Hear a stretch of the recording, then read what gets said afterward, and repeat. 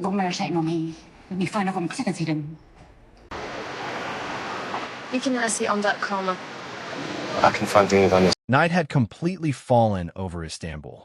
Heavy rain poured across the streets, while flashes of lightning in the sky warned of an approaching storm. Inside the Karahan mansion, everything looked calm on the surface, but behind every wall, dangerous secrets were hidden. The entire family sat around the dinner table. Expensive dishes were placed everywhere, yet no one had the appetite to eat. Every face carried tension and fear. Ateş sat silently. There was a strange restlessness in his eyes. He could feel that everyone was hiding something from him.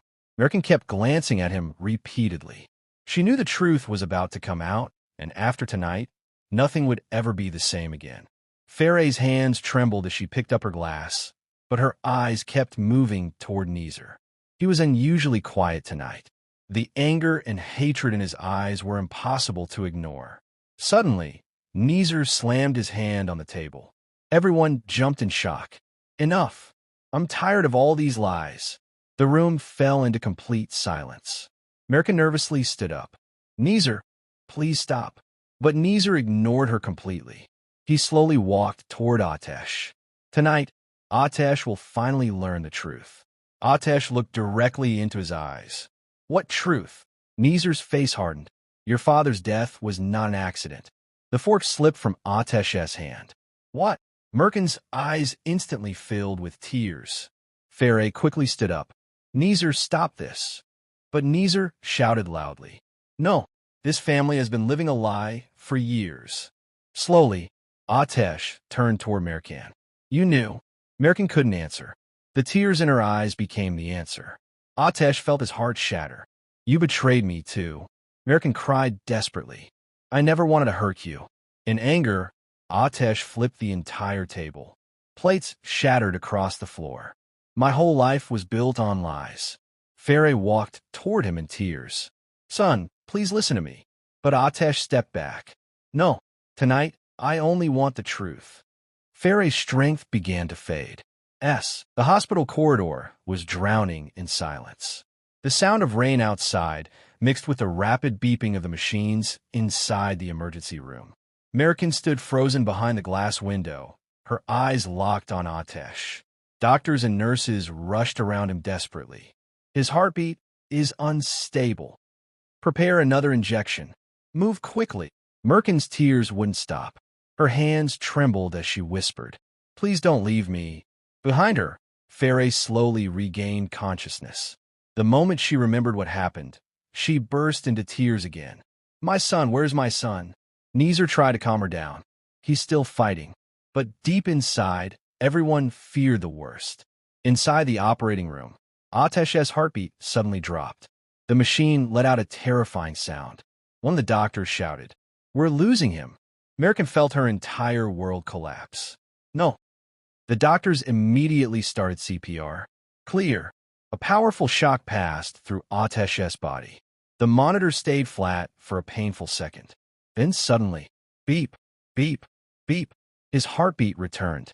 Outside, Mercan fell to her knees, crying in relief. Thank God. But the nightmare was far from over. At the same time, Koray sat alone inside his car in the hospital parking lot.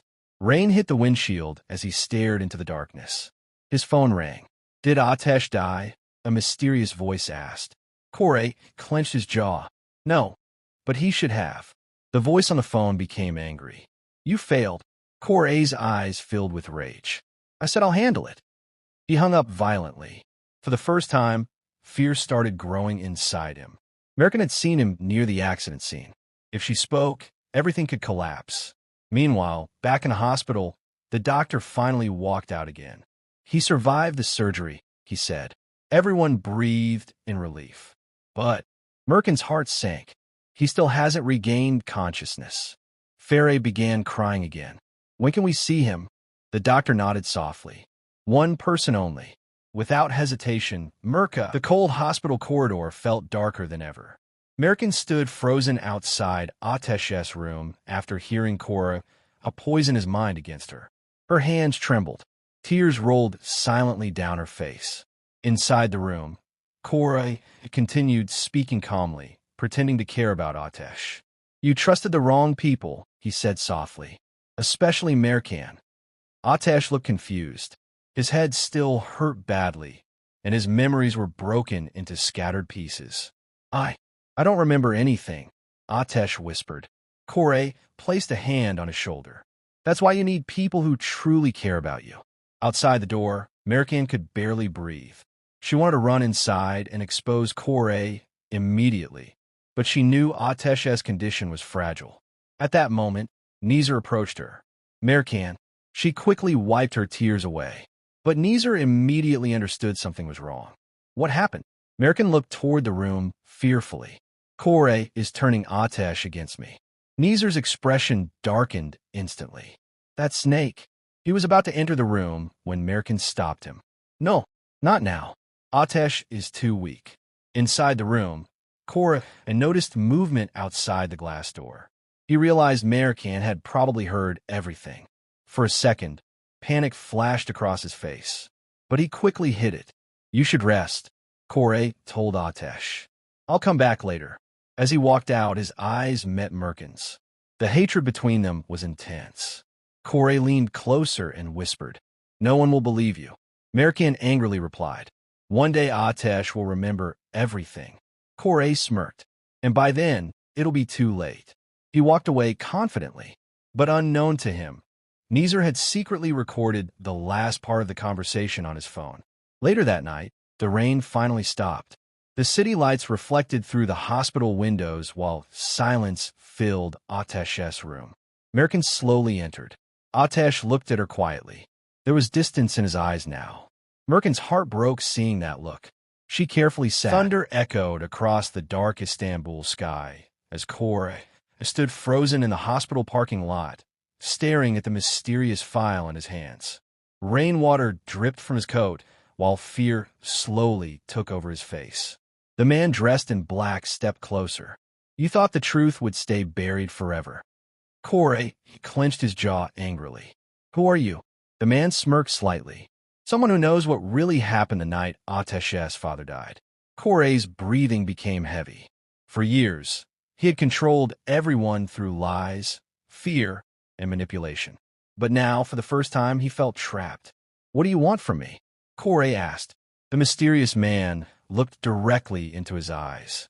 Justice. Before Koray could react, the man walked away into the darkness, disappearing like a ghost. Koray immediately opened the file.